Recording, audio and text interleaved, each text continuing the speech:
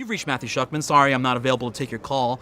I'm here in beautiful Oxford, England, where we've just kind of looked at a lot of these sets and real-life situations where Tolkien had lived his life and grew up and kind of got a lot of the inspiration for his writings. So enjoy what you have to see, because I loved it all as well. Thank you.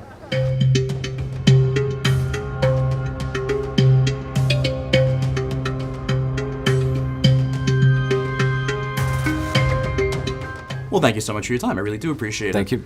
I think that there are so many people, unless they're Tolkien historians, who just see him in the picture as an older man, a lot of times with a pipe. Was it hard for you to get over any preconceived notions you may have had about him playing the role? I really didn't have that many preconceived notions. It was one of those mad things that when I read the script, I suddenly realized that, you know, I cherished his stories and the mythology he created, but I was like, I didn't know anything about him and where they stemmed from. So to read this and learn about his childhood and when he was a young man and those friendships and relationships that then kind of sparked his imagination and creativity and gave him that space to come up with those stories, I was really inspired and loved the story. Yeah.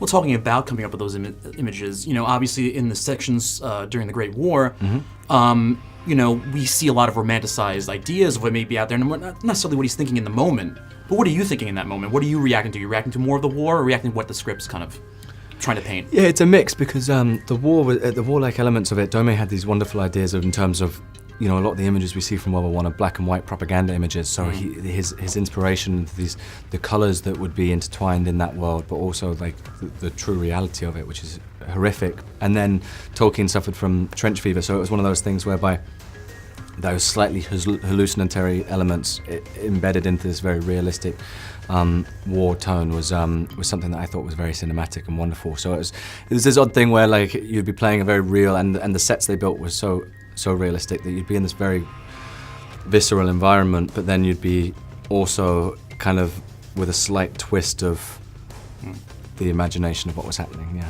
But then again, like for a film like this, I mean, yes, it's based on real people, but it is ultimately just a film about friendship and love. Ultimately, is that kind of what you were drawn to? Yeah, completely. I think it's one of those things whereby, as a fan, I loved to see where it all came from and learn about the man, but also at the same time, it was something that if you read that script, you'd just see it as a story that stands alone in terms of a young orphan finding love and friendship and a space to create and an inspiration. So that's what I loved about it.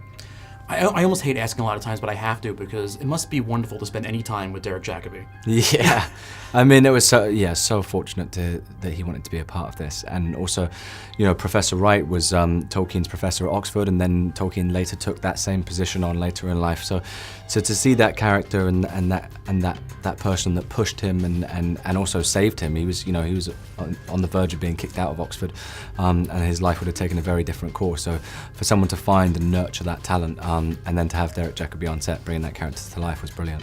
You talk about somebody who's there to nurture that, you know, all of those feelings, because technically it almost feels that everybody was there for him. Not that he couldn't have done this on his own, but he needed the push from everybody. Yeah, no, completely. And I think that's kind of with anybody who does great things in life. When you go back, you can kind of map out influences and ideas and people that have made it possible.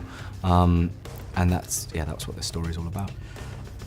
I'm kind of interested. Do you ever find yourself, with all the people you've worked with, I mean, you have tremendous talent on your own, but do you ever find yourself picking up affectations of them and portraying them in any way?